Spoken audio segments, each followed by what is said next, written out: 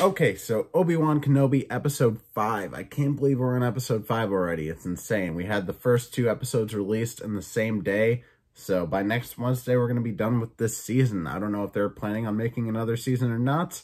So we'll really have to wait and see. But so far, I haven't been super impressed. It's not as bad as Book of Boba Fett, which I really hated, to be honest. But not as bad as that. Obi-Wan is my favorite Star Wars character. Before anybody asks, man, you just seem to kind of hate on Star Wars. Do you not even like Star Wars? I grew up with Star Wars. I love Star Wars, but at the same time, I kind of hate it because just the way it's been going for the last few years. Ever since Force Awakens. I don't think Force Awakens was that bad, but anything after that is just pure crap. Mandalorian's a really good show. Book of Boba Fett, you already know my opinion on that. And this show, I would say overall, is just kind of disappointing. Like I said, Obi-Wan is my favorite Star Wars character, and Ewan McGregor's portrayal of the character is my favorite portrayal of that character. I think it's like Allen Guinness or something like that who played him in A New Hope. I really like it there, but just Ewan McGregor brought something to that role that just made me love him. And a lot of that is just like his compassion. Like, he's a good person, and I don't know. I just love him for that. And Ewan McGregor plays him fantastically. But yeah, like I said, I'm not really happy with the show. I'm quite disappointed. But this episode, and no spoilers right off the bat. I actually have quite a bit of non-spoiler stuff to talk about. But we'll be getting to spoilers after I talk about all that stuff. But best episode yet. Last episode wasn't too bad, but I just really haven't been liking the show much. I didn't like the direction that I don't like the direction they're taking it for the most part. But with this episode, it completely changed everything. It flipped it on its head. I just kind of wish they would have been able to do that sooner for me. It's one of those expectations versus reality kind of things where it's like Doctor Strange in the Multiverse of Madness. I'll be honest, not my favorite. Probably not going to end up on my top 10 favorite movies of this year. And that was an issue with expectations versus reality. There's so many things that people theorize and think are going to be in the movie, and then it turns out to be something different. And I was thinking about this when I was starting to watch this 5th episode here. I'm thinking, like, I feel like in a way, yeah, it's giving away a lot of stuff, but I feel like in the trailers, they need to be a little more upfront about what we're going to see in the movie or the TV show, so people can balance their expectations. There can always be extra surprises and stuff like that, but like Doctor Strange in the Multiverse of Madness, like, from the trailers alone, you didn't learn that much about the plot. And there are things that they kept pretty well, a secret. Scarlet Witch basically being the villain of the movie. A lot of people theorized that, and that's what I thought it was going to be, and that's what it ended up being. But from the trailers alone, you could probably pick up on that, but you probably wouldn't know for sure. And with Obi-Wan Kenobi, like the trailers we got, there was just only theorizing, really. We didn't know what was going to happen. I mean, we figured that Darth Vader was going to show up in the show because, obviously, and then Hayden Christensen was also cast in the show. So it just makes sense. But, yeah, I mean, so far I'm, for the most part, disappointed, but I think these last 2 episodes can turn it around for me the way that this episode did. It's still not enough to make it like an A+ show for me because the way we got there, it's not enough. Wow, it is really windy. Sorry about that if you're hearing that. But, having 4 episodes be kind of so-so, and then the 5th episode being amazing, it's not enough to turn the show around completely. But by the next episode, it's possible they could do that. It's just how we got there that I'm not quite loving. But, yeah, I thought I'd have a little bit more to say in terms of non-spoilers. But, yeah, really great episode. Best episode yet. It made me feel like a Star Wars fan again in the way that I wanted it to do. I wanted this show to do. And I'm very happy with this episode for sure. Best episode yet. The way it started even, and no spoilers, but like just the way it started, I was like, oh my God, I'm in for a treat. And I definitely was. So yeah, best episode yet.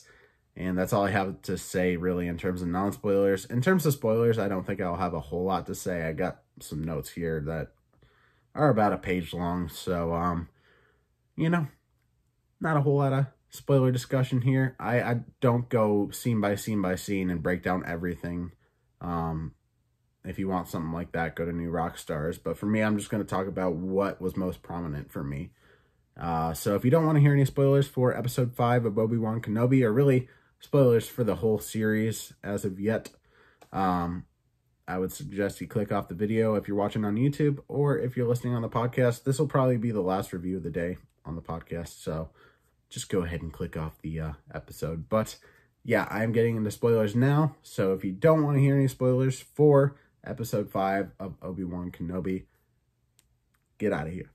But yeah, let's get into it. Starting off with the very beginning of the episode, we see a flashback of the prequel era Anakin, played by Hayden Christensen, and then Obi-Wan.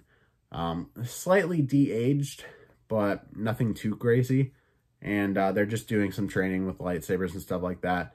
And we go back and forth between this flashback of them doing the training the entire episode. And I think that's fantastic. You know, you have Anakin, who is obviously letting anger get the best of him and fighting with his anger. And he just has, like, such a hunger to win that he doesn't care how he gets there. And it's just, like, planting the seed of what we'll see in the future of that future. You know what I mean. Reva becomes the new Grand Inquisitor. Up until this episode, I didn't really care too much about the character. The actress has been getting a lot of backlash on the internet, and a lot of, like, racist remarks and shit like that. If you're one of those people, click off my video. I don't want you fucking watching my content.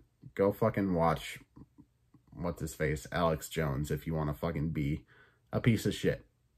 I don't know why I said Alex Jones. It's just the first name I thought of when it comes to, like, crazy people on the internet.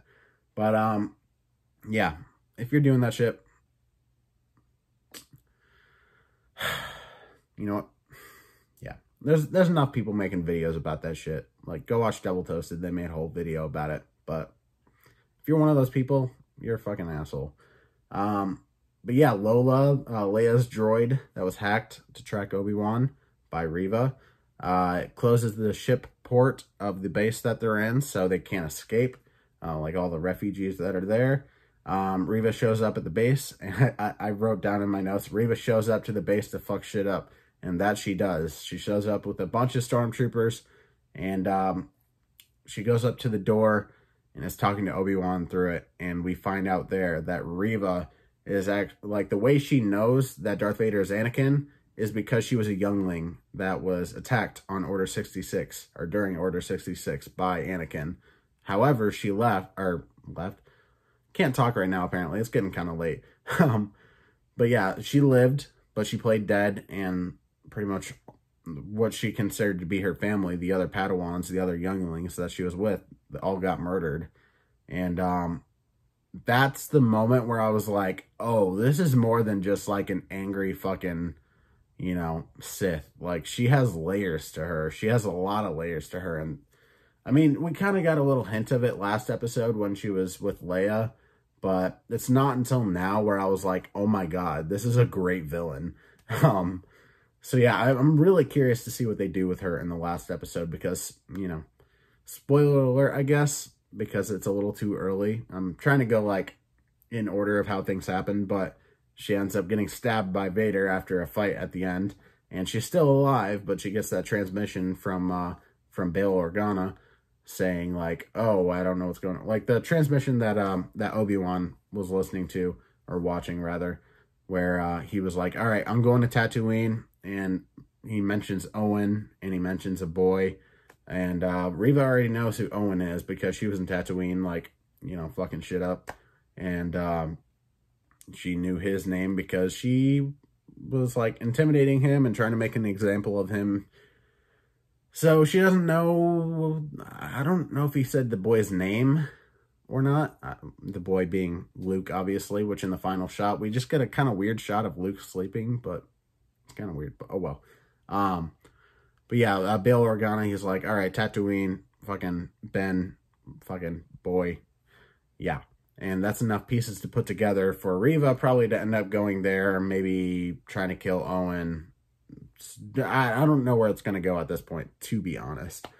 But I'm curious to see. But I mean, after fucking Obi-Wan left her for dead, after saying like, hey, I'm going to help you, which feels a little out of character for Obi-Wan, to be honest, because I feel like he's usually so good-natured to where like he would want to help her. But I guess in these times, he just has to be as gritty as possible to like protect Leia and like protect all these other people as well. But it just felt a little out of character, just a little bit. Just playing mind games with her and like just leaving her for dead. I really felt bad for her after hearing her story, and like Obi-Wan did too. You could see it on his fucking face that he felt bad for her and he felt guilty because he wasn't there to help her. And there he is again, just not being there to help her. And it's not helping his fucking chances or anything like that with her possibly being, you know, some sort of good person eventually. But I don't know, man. It felt a little out of character. Just a little bit. Maybe I'm the only one thinking that, but that's just kind of how I feel. Let me see here. Tala sacrificed herself to save the others, ended up blowing herself up. Let me see here. Oh, yeah, when Darth Vader's, like, using the Force to try to bring that ship down, the effects on that looked horrible. Just saying, like, a little unfinished. It's not the worst effects I've ever seen. I've seen much worse, but, like, it was very noticeable. And then the fucking decoy, like, that was a decoy ship, and then the other one takes off. I'm like, what, is he fucking tired? Can't he just pull that one down to the ground? Like, come on. Let me see here. The Inquisitor, like the original Inquisitor we saw in the beginning of this series, he's not dead anymore, I guess. They don't really explain how he survived, but yeah, he's the Inquisitor again after Reva got stabbed by Vader, which, oh my god, that fight between Reva and Vader, best fucking fight I've seen in a while in terms of like lightsaber and Star Wars fights in general. I mean, there was that final episode of Book of Boba Fett was pretty good with that fight, but I'm talking like, you know, either Jedi on Jedi, Jedi on Sith, or Sith on Sith fighting, you know, which we don't really see a whole lot of Sith on Sith fighting. Well, I don't know. I haven't watched like all the Clone Wars and stuff, so maybe it happens, but yeah, just the fight between Reva and Darth Vader was so fucking awesome, dude. It was the coolest fucking thing in this show so far. And we've seen Obi-Wan and Darth Vader fight, but that was a little disappointing because Obi-Wan just kept, you know, running off and shit. I was like, come on, dude. We just want to see you fight. But by next episode, I'm sure we're going to get that. I'm sure that there's going to be some crazy fight between Obi-Wan and Darth Vader. Also, the fact that Reva's going to Tatooine. I don't know if Vader's going to follow her. I don't know what's going on. They're just kind of leaving her there. So maybe they won't know that she's going to Tatooine. But is she going to Tatooine to help or be a villain still? Because I wouldn't blame her for being a villain after fucking Obi-Wan left her there. Like, seriously, that kind of made me mad. Just things that make the characters feel out of character from how you know them. And that's kind of how I felt about Book of Boba Fett. Boba Fett there just seemed fucking weak as hell for most of the episodes. Always, you know, fucking floating around in his fucking bacta tank. Like, Jesus Christ, dude. Fucking get out of that shit and kick some ass. You're Boba fucking Fett. And, it's not necessarily the way I feel about Obi-Wan. Like, come on, you're Obi-Wan. Go kick some fucking ass. I mean, that'd be cool. But the thing I want from Obi-Wan is to see him care for people, not only for like his own kind, but for people that have lost their way. And I feel like that was a missed opportunity for him to actually help her and for them to actually work together. It could still be coming, possibly. I don't know. We'll see. Maybe, I don't know. How do you come back from that? Like being like, hey, I'm going to help you. And then just fucking ditch her, dude. Like, that was a youngling, dude. That's all I'm going to say about it. Like, it feels really out of character. That being said, I still fucking love this episode, though. This episode is the best one by far. And, it does make me excited, but also very nervous to watch the last one. Because I don't know how this shit is going to wrap up. I don't know if it's going to be good. I don't know if it's going to be bad. With Star Wars, it could go either way at this point. I mean, we'll see. I am nervous, but I'm also very, very excited. So we'll see how that last episode is. As for this one, you know, I don't give ratings for certain episodes, but this is at least a 9 out of 10 for me. I mean, great episode. We'll see what rating I give this series overall when the last episode comes out, which, by the way, the next review for this episode, or for the show, episode 6, will be a review of episode 6, maybe a non-spoiler review of the episode real quick, and then a spoiler review, and then possibly after that, or not possibly, I don't know the order I'll go in yet, but there will definitely be like an episode 6 review and just a season 1 review in one video. You know, I don't really see the point of doing a whole video just to talk about episode 6 and then doing another one to talk about the first season as a whole, or the series, or whatever it is, if however many seasons they decide to make, or if it's just this one. But yeah, I just talked a lot for sure. I'm definitely ready to rest my voice. But yeah, the next episode, very, very intrigued to watch it, and keep your eyes peeled for my review for that. The video will probably be titled like season 1 review / like episode 6 maybe, or something like that. It just makes sense to put it all in one episode or one video, because by episode 6, I'm just going to want to talk about, you know, the whole series as a whole.